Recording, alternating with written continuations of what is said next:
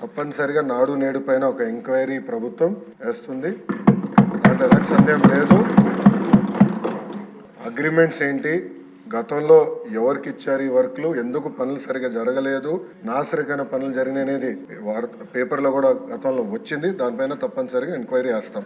రెండోది సాంబశివరావు గారు చెప్పినట్లు ఫేజ్ 1లో కొన్ని భవనాలు కట్టారు, కానీ అది మూసేశారు, అంటే వాడట్లేదు. ఏకంగా స్కూల్స్ నే మూసేసే పరిస్థితికి వచ్చారు. తెలుగుదేశం, జనసేన, భారతీయ జనతా పార్టీ విధానం ఒకటి.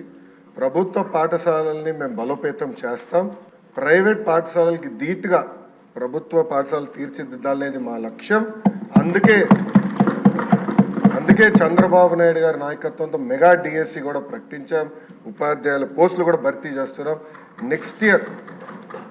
నెక్స్ట్ ఇయర్ ఏదైతే స్కూల్ ఓపెన్ అయ్యే సమయానికి ఉపాధ్యాయులు కూడా పకడ్బందీగా మేము ఏర్పాటు చేస్తాం.